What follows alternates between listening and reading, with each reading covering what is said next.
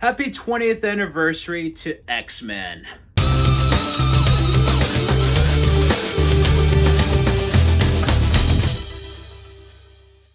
Wow, I feel old. I feel old. 20 years ago, I saw X-Men. My father took me, and this was a big deal because as a 90s kid on Fox Kids, I always used to watch the original X-Men animated series from Marvel Animation. And it was great finally knowing we're going to get live action incarnations of the X-Men. And despite the hide issue with Hugh Jackman, I thought he was perfect as Wolverine. This is his breakout role.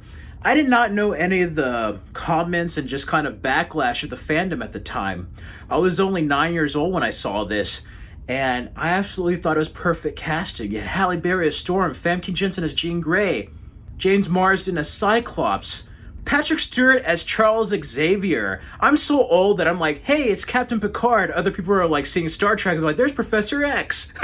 Ian McKellen as Eric Lehnsherr, Magneto. Ray Park, right after Phantom Menace, he's Toad. Yes, Sabretooth in this.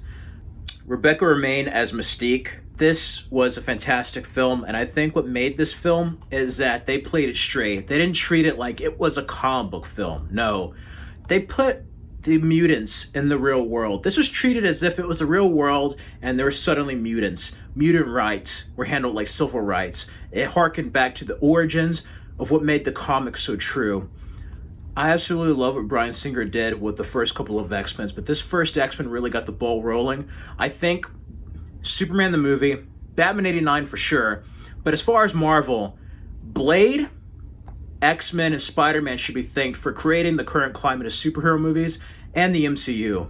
Because without the success of Blade, Spider-Man, or even X-Men, we would not have the Avengers or any of the MCU in many of the X-Men sequels throughout the past 20 years. This was amazing. My father and I went to go see it. They gave us a Toys R Us comic book, and this was something. I collected all the toys at the time. I still have some of them, like Sabretooth and Professor X. Wolverine's arm broke. I used to have him. It was such a big deal. My mother got me the X-Jet for Christmas. We got it with Titan AE on VHS. She actually saw X-Men with me on VHS, and I said, Mom, let's get X-Men from Hollywood Video. We rented it, and she thought it was a cartoon. She was surprised to see it was a live-action film. This was the first film I saw twice in theaters. My brother lived in Dallas, Texas at the time, and I went to go visit him, and he's just like, you've seen X-Men already? He's like, yeah, I saw it with Dad. And he's just like, oh, man. And I'm like, I can see it again. So we went to the Arboretum, and we saw X-Men, and it was such an amazing film, not only the first time, but the second time. I watched it numerous times on VHS, and finally got it on Blu-ray when Logan came out. And man, this was a fantastic film. I love the introduction of Rogue, Wolverine here. He definitely was not a team player. He's definitely Wolverine. Oh, for his self-interest, only about himself, but when it comes down to it, he's always going to do the right thing. Professor X, Magneto are perfect in this movie. And it is a kind of a smaller, more intimate film. It's not as big budget. It's not as cataclysmic as some of the sequels. Part of that was not only the budget, but they're playing it safe with this one. They wanted to see if there was an audience, which is why X2 just went all out crazy. And I still love this film. It's dated now, sure. Is it as good as the other X-Men films after? Definitely better than some of them. And others are much more superior than this original film. But this film should not be forgotten about. It seriously should not. 20 years later, its impact is still felt. And I absolutely just adore this film.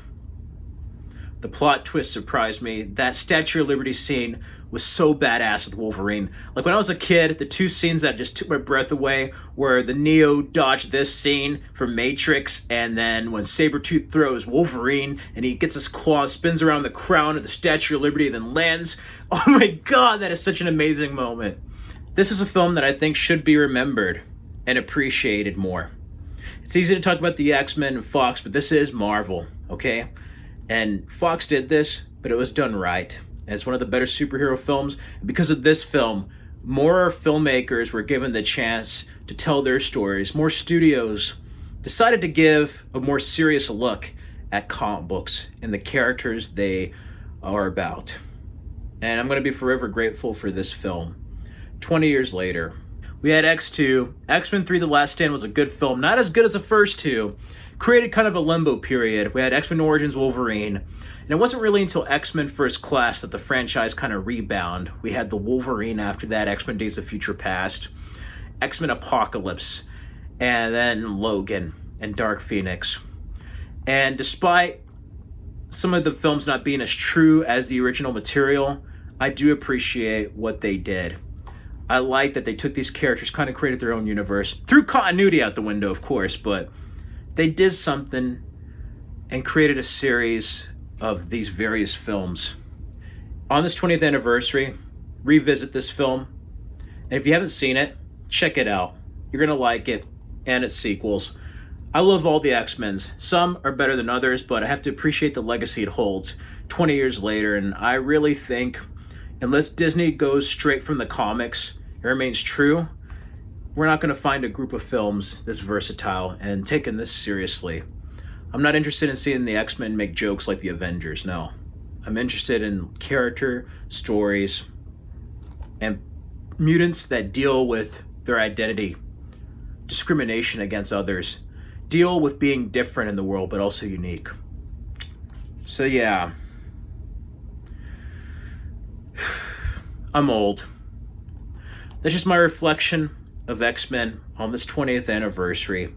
Feel free to check out my video. I'll go over the X-Men Legacy, and I have an X-Men review. That's why I didn't go deeper into it. You can see me talk about X-Men some more there.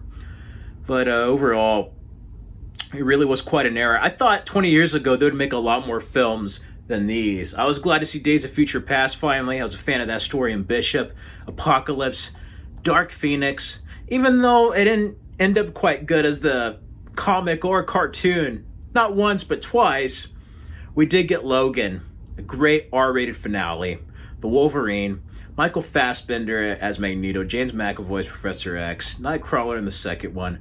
Amazing scores. What can I say? The X-Men will always have a special place in my heart, whether it's now 20 years later, 20 years more further down the road, and all the years beyond. Feel free to follow me on the Stardust app at Fred Film Fanatic. I'll have my X-Men reaction there. And you can follow me at Fred Film Fanatic on Instagram. Check out these videos for more X-Men content. Subscribe for more videos and hit that bell for more notifications. I'm going to watch me some X-Men, everyone. I'm going to watch all the films. Feel free to let me know your memories of first seeing X-Men. And yeah, till next time, everyone, stay safe and healthy. Stay mutant and proud.